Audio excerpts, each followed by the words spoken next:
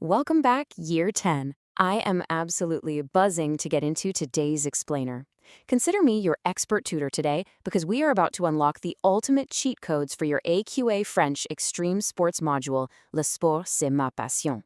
If you're looking to seriously impress those examiners and secure those top-tier grades, well, you are in exactly the right place.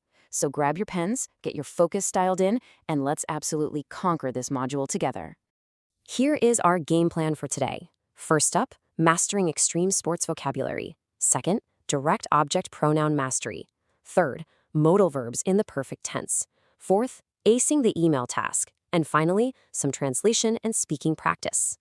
Section 1. Mastering extreme sports vocabulary. Let's kick things off with a massive quick win. Building a strong foundation in specific targeted vocabulary is hands down the easiest way to scoop up marks in your reading and listening papers.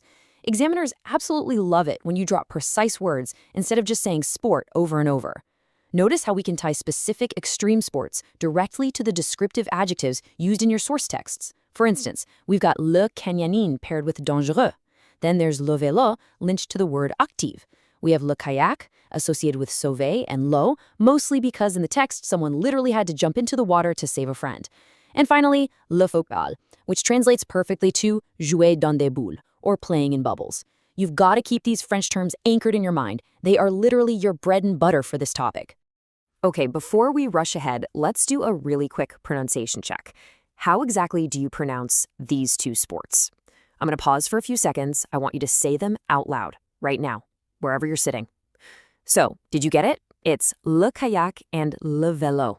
And impeccable pronunciation doesn't just make you sound like a pro in the speaking exam. It actually trains your brain to recognize the words way faster when you hear them in the listening paper. Moving on to Section 2, Direct Object Pronoun Mastery. Brilliant. Now we are really going to level up. This is an advanced grammar technique that examiners go crazy for. If you can deploy direct object pronouns correctly, you are instantly signaling that you are a top-grade student. But first, what actually are they? Direct object pronouns, specifically words like nous for us, vous for you plural or formal, and les for them, are simply little words that replace nouns. And why do we bother using them? Well, to avoid sounding like a broken robot. Instead of constantly saying, I like extreme sports, I watch extreme sports, I play extreme sports, we just say, I like extreme sports, I watch them, I play them. It makes your French flow so much more naturally. Now here is where things get a little tricky because the rules are totally different from English. In English, the pronoun drops in right after the verb. We say, I watch them. But in French, that pronoun has to sneak in right before the action word. So it becomes je les regarde. Literally translated, I them watch. You basically have to rewire your brain to put that little le, nous, or vous right in front of the verb. Right, listen closely, Year 10, because I am putting out a massive red alert here. This is an exclusive tip about a common mistake that bleeds marks every single year. When you use these pronouns in the perfect tense, meaning the past tense, the pronoun goes before both parts of the verb. But here is the kicker. You absolutely have to make the past participle agree with it. Take a look at this example. Les filles ont fait du kayak, et nous les avons regardées. Because les refers back to the girls, which is feminine plural, we have to tack on an E and an S to regarder. Do not forget that extra agreement on exam day. Section 3. Modal verbs in the perfect tense. Let's keep this momentum rolling. We're really stacking our grammar hacks now. But remember, keep those extreme sports vocabulary anchors in the back of your mind as we build these complex sentences. So let's do a quick mental workout. We've got the past participles of 3 totally crucial modal verbs here: do, pu, and velu. Their English translations are jumbled up. Take a couple of seconds and mentally match the French perfect tense verbs to their correct English meanings. All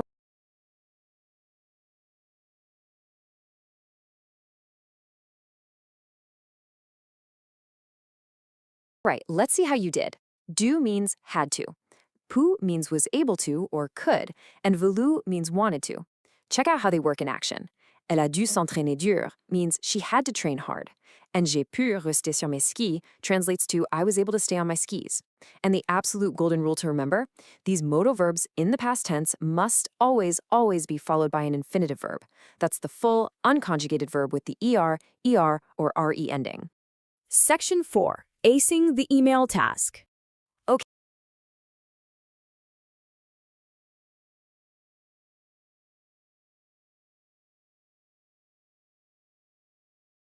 Okay, time to put all these cheat codes to work. The 150-word writing task can feel super overwhelming at first glance.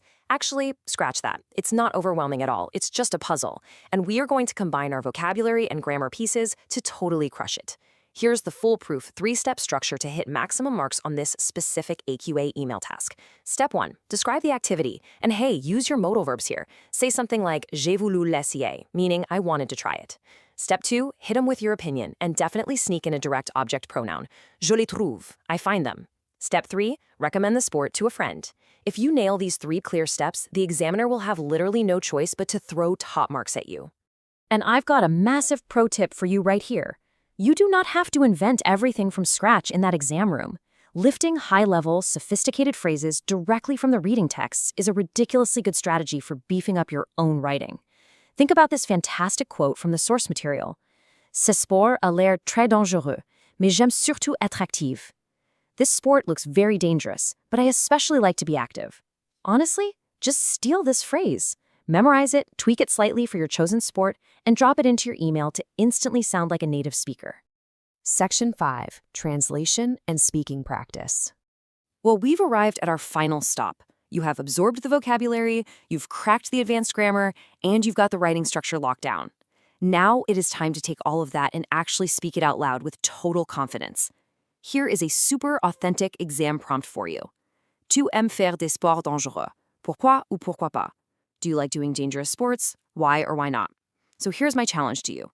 Right after this explainer wraps up, I want you to answer this question out loud. Talk about le canyoning, or maybe le football. Throw in a je les trouve, or tell the imaginary examiner j'ai voulu l'essayer. Push yourself to use the exact cheat codes we just went over. You absolutely have all the tools you need to ace this module. Keep up the amazing work with your revision year 10, and I will see you in the next one.